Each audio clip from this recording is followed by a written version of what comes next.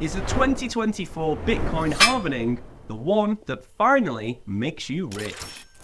Hey everyone, it's Josh here from Easy Crypto Hunter, and in this video, we're going to be talking to you all about the Bitcoin halving, what the heck it is, what are the implications, and most importantly, what potential financial impacts is that going to have on you?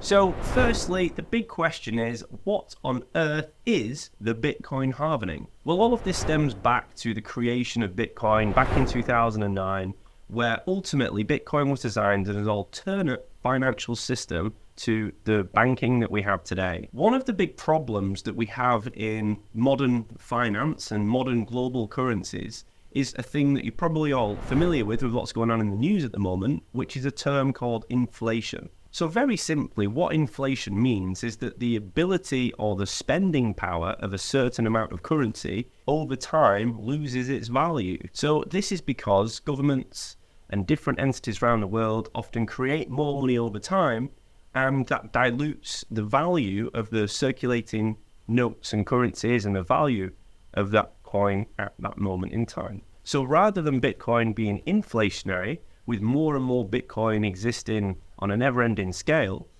some of you might be aware that there's only ever going to be 21 million Bitcoin, a fixed amount of coin that can never increase. And on top of that, one of the things that was implemented into the code of Bitcoin was something called the Bitcoin halving. So approximately every 4 years, the amount of Bitcoin that was given to the miners as a thank you for upkeeping the network was reduced by 50%. So the first Bitcoin halving was back in 2012. And as you can see from the graph, shortly after the first halving, where we went from 50 Bitcoin being given out every 10 minutes to 25, what that did is it reduced the availability of new coins. It made it harder because there's now less being given out to people as a thank you. So that had what we know economically as a bit of a supply shock. It was less around and people were scrambling to get hold of it a little bit more.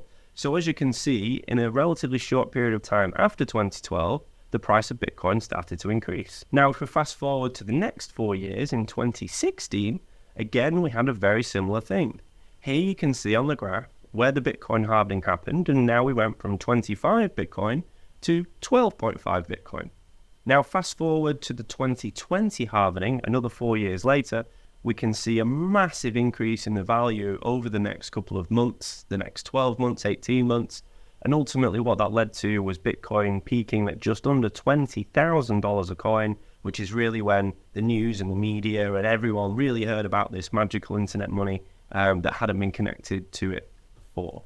So now as I stand here filming a couple of days before the new Bitcoin halving, which we expect to happen on the 20th of April 2024, where we're going to go from 6.25 Bitcoin down to 3.125 Bitcoin. Where are we now? What is going on? And what's happening with the price? Well, this is why things are getting very exciting, because historically, Bitcoin has a halving, and shortly later, it peaks to a new price and continues to increase over time. This time is different because we've hit a new all-time high before the halving has even occurred. So something has changed massively. What is it and what is going on? One of the main reasons why Bitcoin has already hit a new all-time high before the halving has even happened is fundamentally because of something called a Bitcoin ETF. So what on earth is an ETF? Well, an ETF is an exchange-traded fund, and what that means in really simple terms is that historically, before January the 10th, 2024, it was not possible for big pension firms or other massive financial regulated institutions to be able to buy Bitcoin in an easy, accessible way.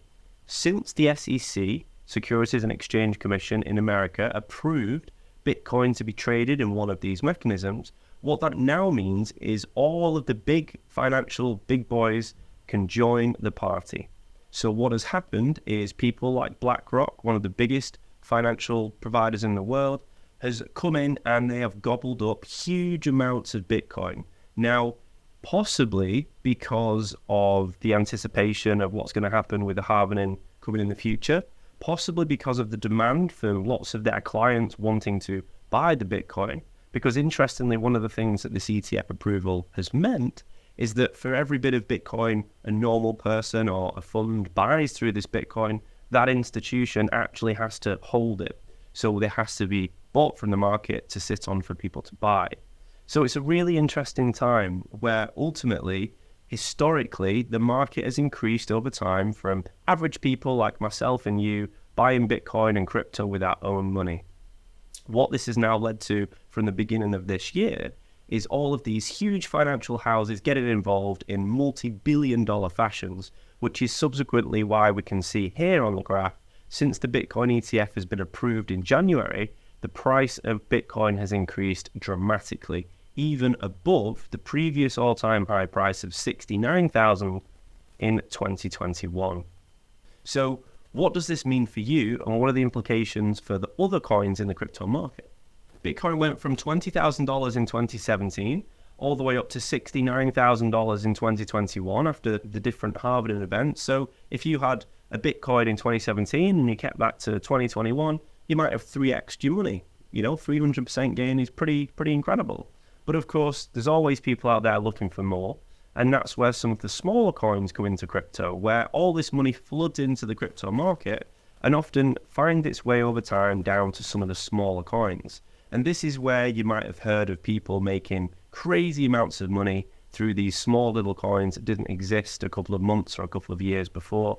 Because with anything that's small, if it gets a bit of money coming into it, then the multiplier effect on that is obviously larger because it's just not as much of it in the first instance.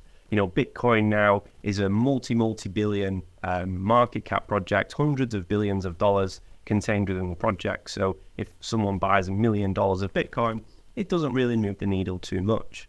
But if you have a project that's only worth 50 million and someone comes in and buys $1 million of that token, then obviously the percentage gain of the overall market is much larger.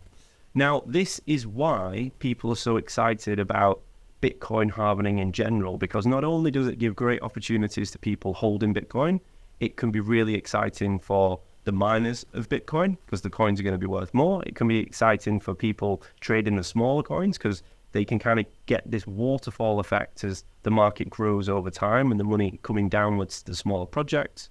And it can also be really positive for people that are mining the other altcoins as well, because we've seen great successes in the gains of these smaller projects, again, as more money comes in from the top down. So whichever side of the fence that you're on, generally speaking, the sentiment around the Bitcoin halving is a really positive one.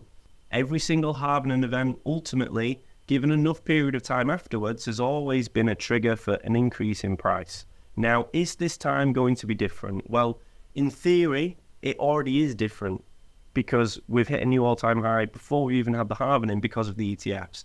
So one could argue that just because it happened in the past doesn't mean it's going to happen in the future because things are already different, and that would be true. Although general consensus is that that's even more positive because it shows even more strength for Bitcoin and this type of asset moving forward. But the honest truth is we just don't know. So as all things, it's so important that you do your own research. And if you are going to invest in any of these asset classes, to be comfortable and only put in what you can afford to lose, because this is a very volatile market and it's not for the faint-hearted.